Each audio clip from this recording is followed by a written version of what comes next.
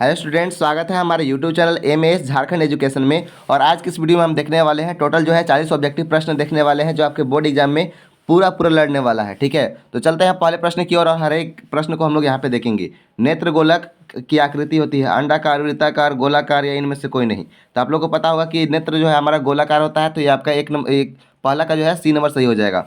अवतल लेंस द्वारा किस दृष्टि दोष को दूर किया जाता है? निकट दृष्टि, दीर्घ दृष्टि और जरा दृष्टि या इनमें से कोई नहीं। ठीक है, तो इसका जो है आपका ए नंबर सही हो जाएगा। निकट दृष्टि दोष को हम लोग अवतल दर्पण से दूर करते हैं। ठीक है, और जो उत्तल दर्पण से है वो हम लोग दूरदृष्टि दोष को दूर करते हैं। ठीक है, उत्तल दर्पण से दूरदृष्टि दोष को हम लोग करते हैं। ठीक है, आगे हम लोग विद्युत आवेश का ऐसे मात्रक, विद्युत आवेश का ऐसे मात्रक क्या होता है? तो विद्युत आवेश का ऐसे मात्रक कूलाम होता है। ठीक है, और यहाँ पर ओम जो है वो प्रतिरोध का मात्रक होता है। किसका होता है? प्रतिरोध का मात्रक ओम होता है। प्रतिरोध का मात्रक ओम होता है। जूल जो होता है वो कार्य का मात्रक होता है। कार्य का ऐसे मात्रक क्या होता है?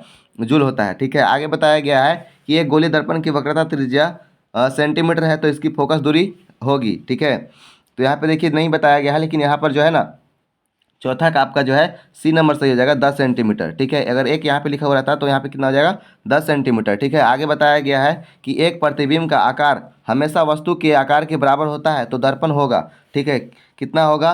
तो वहाँ पे आपका समतल दर्पण, अवतल दर्पण, उत्तल दर्पण, या समतल और उत्तल दोनों। ठीक है, तो यहाँ पे जो है आपका 5 नंबर का यहाँ पर ए नंबर सही हो जाएगा। समतल दर्पण में जो ना है ना हमेशा वस्तु का, ठीक है, आकार, और यहाँ पे उसका जो है दर्पण, ये वस्तु का आकार और उसका प्रतिबिंब का आकार दोनों क्या होता है? बराबर होता है। किसी दर्पण में दृष्टि क्षेत्र वृत्ति होती है। ठीक है, तो ये कैसा होता है उसमें बताना है। पहला जो है आपका समतल, दूसरा है आपका अवतल, ठीक है, तीसरा है उत्तल, और यहाँ पे समतल उत्तल है। ठीक है, तो इसका सही आंसर आपको बताना है कि इसका सही आंसर कौन सा होगा। तो यहाँ पे देखिए इसका जो है आपका 6 नंबर प्रश्न का जो सही आंसर होगा वो आपका यहाँ पर सी नंबर हो जाएगा। ठीक है, क्या हो जाएगा? सी, उत्तल। ठीक है, सी आपका उत्तल हो जाएगा। अगले प्रश्न की ओर चलते हैं। तो यहाँ पे क्या है? हजामत बनाने के लिए, ठीक है, हजामत बनाने के लिए किस दर्पण का उपयोग किया जाता है? और हजामत आप लोग जानते हैं, यहाँ पे देखिए हजामत का मतलब क्या बता दिया गया है? दाढ़ी। ठीक है, हजामत का मतलब होता है दाढ़ी होता है। ठीक है, दाढ़ी बनाने के लिए किस दर्पण का प्रयोग किया जाता है? देखिए सवाल भी एकदम पूरा आपको ये घुमा फिरा रहा है। ठीक है, तो यहाँ पे देखिए समतल होगा, उत्तल होगा, अवतल होगा, या समतल और उत्तल होगा। तो आपका 7 का जो है सी नंबर से हो जाएगा अवतल। ठीक है, अवतल दर्पण का उपयोग हम लोग करते हैं दाढ़ी बनाने के लिए। ठीक है, अब देखिए बताया गया है कि निर्वात में प्रकाश की चाल होती है। तो निर्वात में प्रकाश की चाल क्या होती है? यहाँ पर 3 × 10⁸ मीटर प्रति सेकंड होता है। क्या होता है? 3 × 10⁸ मीटर प्रति सेकंड होता है। प्रकाश के अपवर्तन के कितने नियम होते हैं? तो चाहे अपवर्तन पूछे या परावर्तन पूछे, ठीक है, अपवर्तन पूछे या फिर परावर्तन पूछे, दोनों का नियम कितना होता है? 2 ही होता है। ठीक है, तो आपका बी नंबर सही हो जाएगा। अगले प्रश्न की ओर चलते हैं। तो बताया गया है कि लेंस की क्षमता का ऐसे मात्रक, ठीक है, लेंस की क्षमता का ऐसे मात्रक डायोप्टर होता है। ठीक है, यदि प्रतिरोध की 2 गुना करे तो किया जाए तो परिपथ की प्रतिवाही धारा, ठीक है, प्रवाही धारा का मान क्या होगा? 2 गुना, आधी, 1/3 या चौथाई। ठीक है, तो यहाँ पर जो है आपका 11 का जो है बी नंबर से हो जाता है, आधा हो जाता है। क्या हो जाता है? उसका आधा हो जाएगा। अगला यहाँ पे 12वां प्रश्न बताया गया है, विद्युत धारा उत्पन्न करने वाली युक्ति को कहते हैं, क्या कहते हैं? जो जिससे विद्युत धारा निकलता है उसको हम लोग विद्युत मोटर बोलते हैं, जनित्र बोलते हैं, चुंबकीय प्रेरण या लघु पतन। ठीक है, तो 12 का आपका बी नंबर सही हो जाएगा, विद्युत जनित्र कहते हैं, जनरेटर। ठीक है, आप लोग भी देखे होंगे कि जनरेटर से क्या होता है? करंट निकलता है ना, तो उसी को हम लोग क्या बोलते हैं? विद्युत धारा उत्पन्न करने वाला युक्ति बोलते हैं। विद्युत धारा उत्पन्न करता है कौन? चुंबकीय क्षेत्र, चुंबक क्षेत्र, गुरुत्वाकर्षण, या इनमें से कोई नहीं। ठीक है, तो इसका जो है आपका 13 का कौन सा सही हो जाएगा? 13 का आपका बी नंबर हो जाएगा, चुंबकीय क्षेत्र जो है ना विद्युत धारा उत्पन्न करता है। ठीक है, अगला प्रश्न की ओर देखते हैं। तो यहाँ पे बताया गया है रासायनिक अभिक्रिया में भाग लेने वाले पदार्थ को क्या कहते हैं? तो अभिकारक, उत्पाद, उत्प्रेरक या उत्पोदकता। ठीक है, तो यहाँ पे इसका कौन सा सही हो जाएगा? आपका 14 का जो है आपका ए नंबर सही हो जाएगा, अभिकारक किसको कहते हैं? ठीक है, जो भी रासायनिक अभिक्रिया में भाग लेते हैं उसको हम लोग क्या बोलते हैं? अभिकारक कहते हैं। कौन सूर्य प्रकाश के प्रभाव अपघटन में हो जाता है? ठीक है, HCl, KCl, AgCl या NaCl। ठीक है, यानी कि सूर्य के प्रकाश के प्रभाव में अपघटित हो जाता है, वो कौन सा पदार्थ है? ठीक है, तो यहाँ पे आपको बताना है। तो 15 का जो है आपका सी नंबर सही हो जाएगा, AgCl। ठीक है, आगे यहाँ पे बताया गया है वह अभिक्रिया जिसमें घटित होने पर ऊर्जा अवशोषित होता है वह कहलाती है। ठीक है, वह अभिक्रिया जिसमें घटित होने पर ऊर्जा अवशोषित होता है उसको हम लोग क्या करते हैं, ऊर्जा का अवशोषण हो रहा है तो क्या हो जाएगा, उष्माशोषी हो जाएगा। क्या हो जाएगा, उष्माशोषी अभिक्रिया। 16 का आपका बी नंबर आंसर सही हो जाएगा।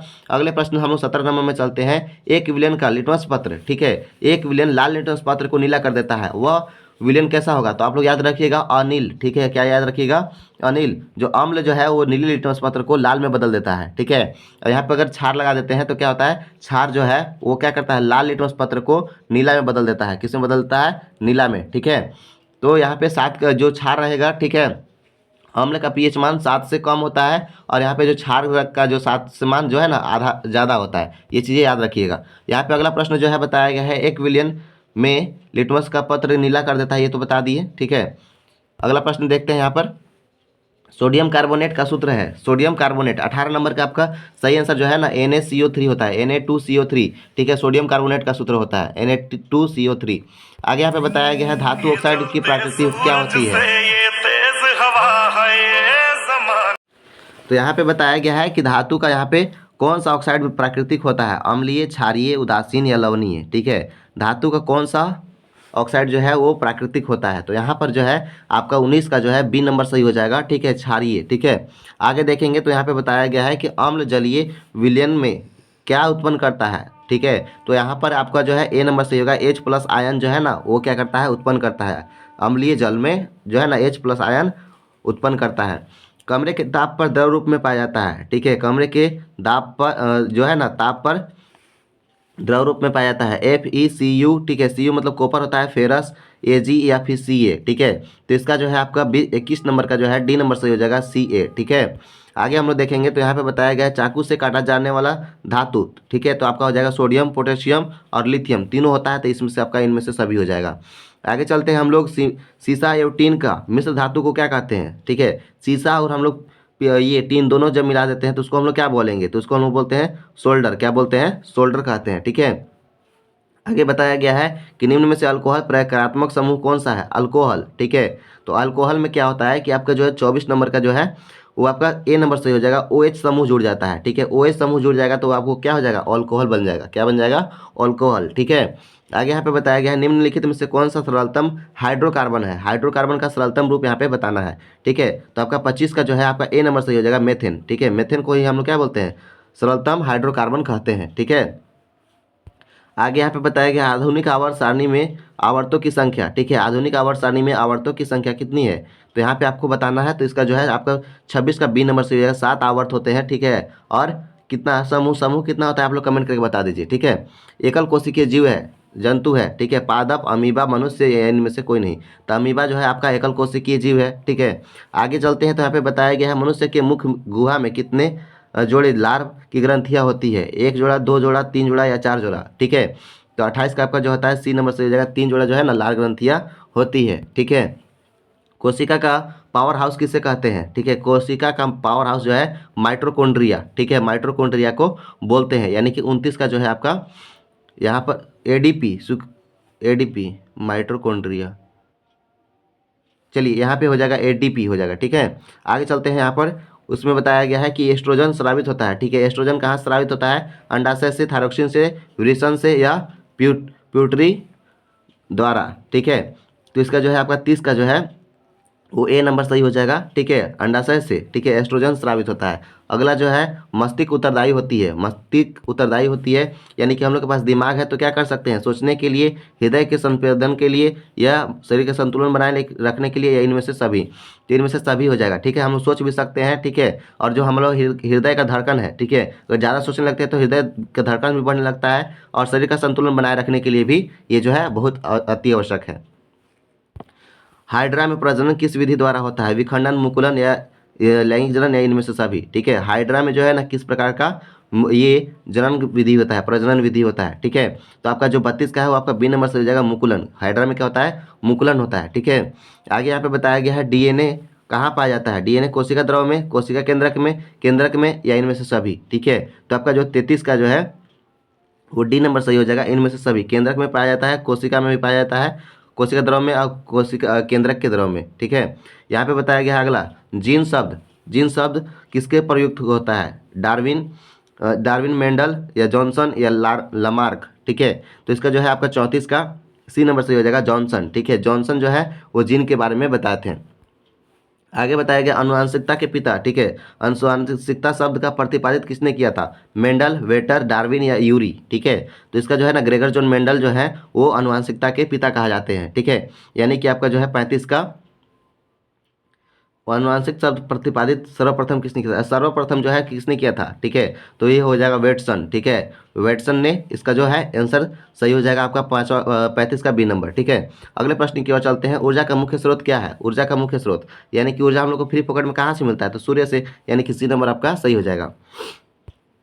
विश्व पर्यावरण दिवस कब मनाते हैं? तो यहाँ पे क्या हो जाएगा? 5 मई, 6 अप्रैल, 5 जून या 15 मार्च। ठीक है, तो यहाँ पे आपका जो है 5 मई या 6 जून या 5 जून या 15 मार्च, यानी कि आपका 37 का जो है आपका सी नंबर सही हो जाएगा। 5 जून को हम लोग विश्व पर्यावरण दिवस मनाते हैं। ठीक है, डेंगू उत्पन्न करने वाले मच्छर को, ठीक है, जल में रखता है। ठीक है, साफ, गंदा, खरा या मृदु जल। ठीक है, तो आपका 38 का जो है आपका ए नंबर सही हो जाएगा, साफ जल में। ठीक है, आगे बताते रहे हैं। तो यहाँ पे हो गया निम्नलिखित में से नवीकरणीय संसाधन कौन सा है? कोयला और पेट्रोलियम, वन या प्राकृतिक गैस। ठीक है, तो इसका हो जाएगा आपका सी नंबर। ठीक है, नवीकरणीय मतलब उसको हम लोग फिर से बना सकते हैं। ठीक है, और नवीकरणीय मतलब जिसको हम लोग नहीं बना सकते हैं। तो जंगल को अगर हम ज़्यादा मात्रा में अगर पेड़ पौधा लगाएंगे तो फिर से आपका जंगल जो है वो बन जाएगा। ठीक है, अगला प्रश्न जो है लास्ट यहाँ पे बताया गया है, वन प्राणियों में विलुप्त होने का मुख्य कारण क्या है? जो जंगली जानवर है वो धीरे धीरे खत्म होते जा रहे हैं, उसका मुख्य कारण क्या है? जल की कमी,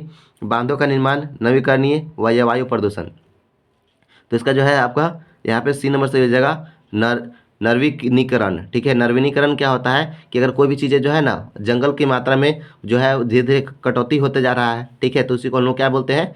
नवीनीकरण बोलते हैं। ठीक है, तो यहाँ पर जो है हमारा पूरा प्रश्न 40 प्रश्न समाप्त होता है। और अगले वीडियो में जो है ना आप लोग को सब्जेक्टिव का सारा चीज़ें बताया जा रहा है। ठीक है, तो उसमें भी आप लोग देखना ना भूलें और अच्छे से अपने दोस्तों के पास शेयर कर दीजिए, ताकि हर एक बोर्ड के बच्चे के पास पहुँचे और वो बोर्ड एग्जाम में धुआं करे। और आज जो पेपर है आपका 9 फरवरी 2025-26 को, ठीक है, तो इसको आप अब अच्छे से पढ़ें और एक बार ज़रूर देखें।